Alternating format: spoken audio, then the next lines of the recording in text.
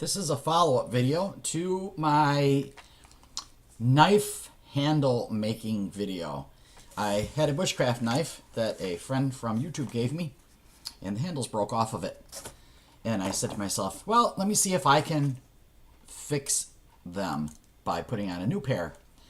The first 3 tries did not work. With much encouragement from several knife makers in the community and other craftspersons, I decided to try it one last time, and it worked. What happened was I was using burl wood, and I was messing up on choosing the correct pieces to use because some of them had some imperfections in them which caused them to break. So finally got a set on there, and this black spot around the pins it's not open. It looks like it is, but it's not. It's entirely sealed. So after I got the knife made, I realized I needed a new sheath for it because it didn't fit in the sheath. Plus, the sheath was ugly as hell. So I reached out to a fellow YouTuber who's one of the best sheath makers out there, and his name is John Capps. And John made me this beautiful sheath, and I told him I didn't need a belt thing on the back of it because I don't have belts, don't wear belts. I wanted a dangler so that I could hang it by a carabiner off of my pack, or I don't even have a pack yet, off of something. Well, well, I'm out fatwood hunting usually.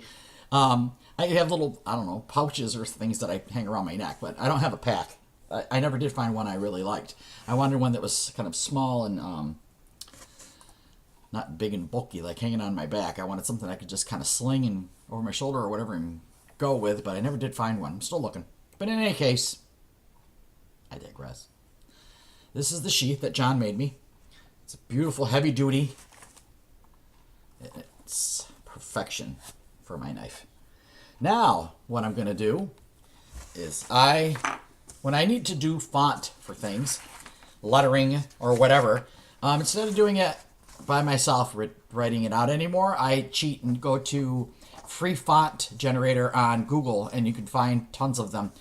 And in my case, I found the lettering that I want to put on this sheath. Yep, I said lettering on the sheath. And what I'm going to do is I'm going to transfer that lettering to the sheath, probably via carbon paper if it works. And then I'm going to burn those letters in with my wood burner. Now, I've done it before on these little pouches that I made and gave out to a few people out in the community. Someone had given me a chunk of deer suede, and I cut them and made little pouches, drawstring pouches, and I burned their names into it with my wood burner, and it turned out really good. So I got the idea that that's what I want to do on the sheath. Is I want to burn the name Cave in there. Cave is my last name.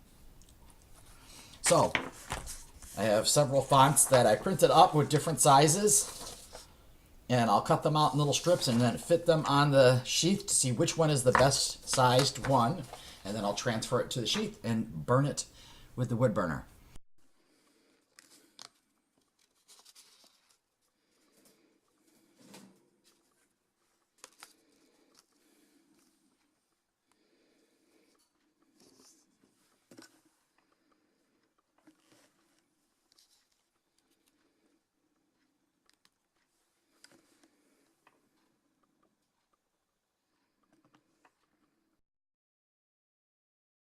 Meanwhile, today has been a busy day. It's day 3 of 3 days off. I feel like I've gotten nothing done. I've been working on a cover for my son's fish tank. I'll show you some video of that. It's been a little tricky. I'm not a woodworker, so I have to figure out how to do things, and sometimes I don't do them quite right. So it took me basically my whole day off yesterday just to make that lid for the fish tank. My son told me that the fish tank is 48 inches long by 12.5 inches wide, and I wanted to make a cover with a heavy gauged steel mesh, so because he puts these lights on top of it because he grows his own fish tank plants too. Not only is he breeding the fish that are in the tank and other things, he breeds these, what are they called, cherry shrimp? They're really pretty.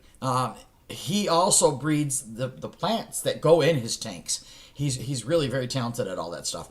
And he has lights that he puts on top of the tank, and what he had a plastic one, a plastic like a grate, so that the light could shine through and still be strong enough to hold the lights, but I guess it broke. So I said, well, let me see if I can make him something that's sturdy and will hold the lights or whatever else and be able to fit on top of that. So what I had to do was make something that would fit around a 48 by 12.5-inch tank. And it took me quite a few tries yesterday to get it right. And so I finally got it right. I had to go to the store and buy some little mini bolt cutters to cut the fencing that I was using. It was actually a piece of metal that I was using in my garden to grow green beans on. And I thought, well, I'll sacrifice it because I have several more of them. And I use it for the tank. It's heavy gauge wire, and it should be perfect. So I got it all set up last night, finally got it all together. And I set the mesh inside the wooden frame to see if it fits, if it's perfect. But I'm going to take it out today and just fit it to the tank before I staple the mesh into the frame and then actually paint everything. Because I don't want to go through all that trouble only to find out that I've got my calculations wrong. I also put a second coat on the base of the one bird bath. I have the feet to paint, and then it'll be ready to go outside in the yard.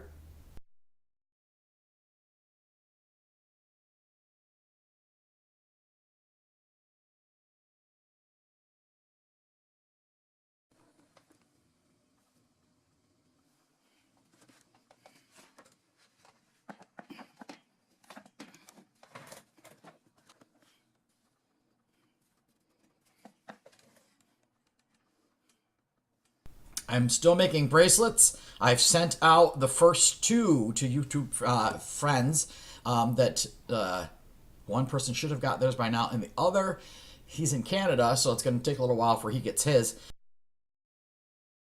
But there's a couple of them right here. This one is with the new color wire. It's kind of a yellowish colored wire. It's pretty.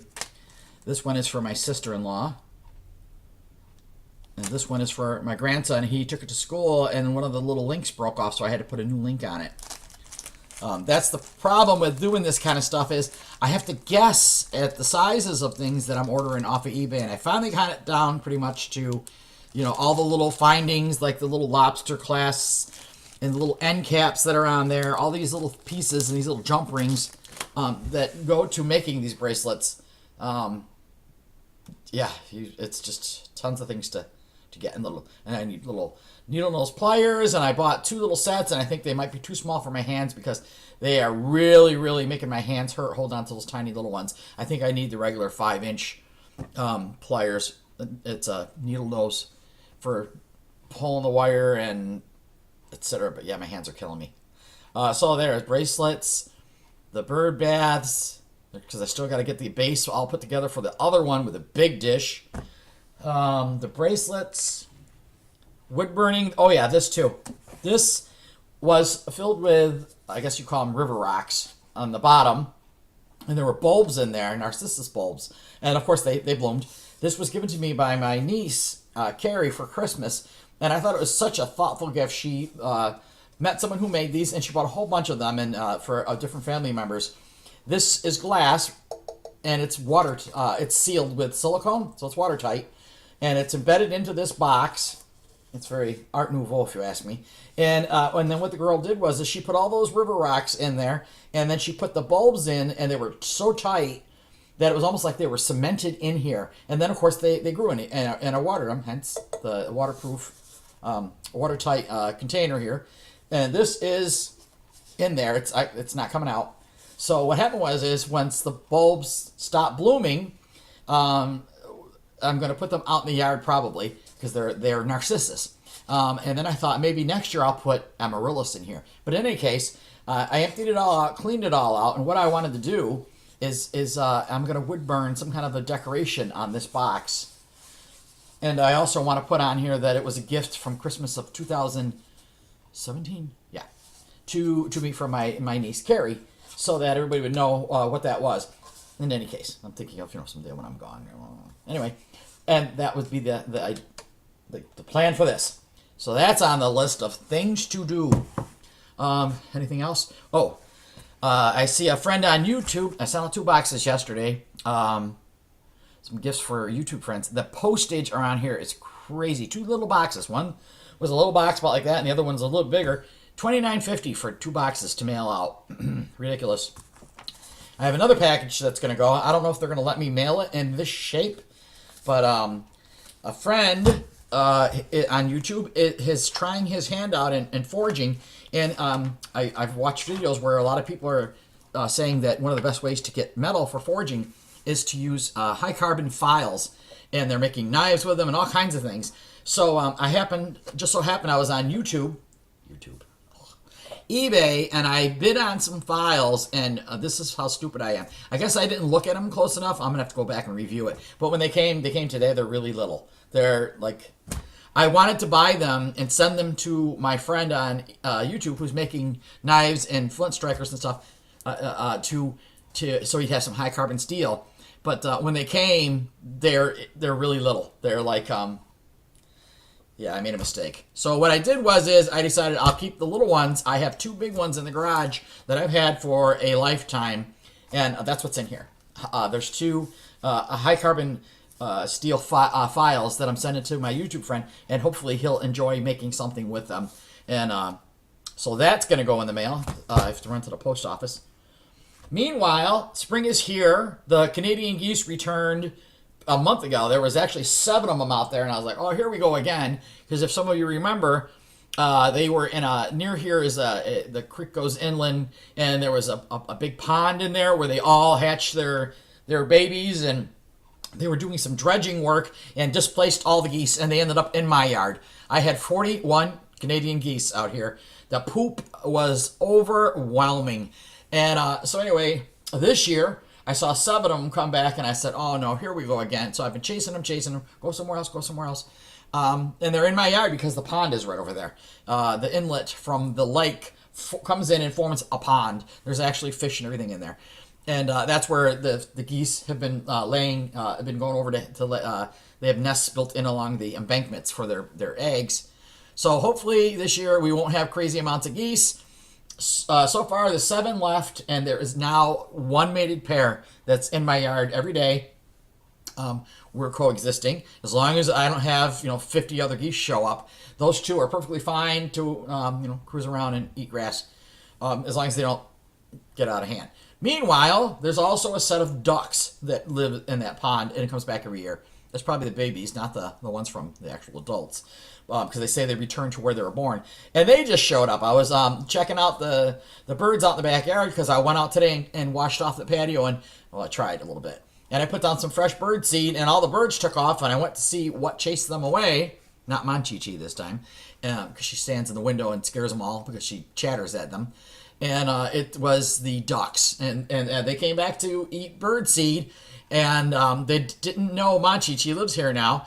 So Monchichi wasn't here in the spring of last year. I didn't get her until summer. So they were quite shocked to see the cat in the window, and they beat Pete out of here. They are not happy with Monchichi. So, which is good because I don't like it when they come up here and eat the bird seed. It's very expensive. And she sucks it up. The female sucks it up like a vacuum. Some of the neighbors buy cracked corn, which is also, a little bag, it was like, I don't know, 2 pounds, was $5. And some people will put it on the edge of the property for them to eat.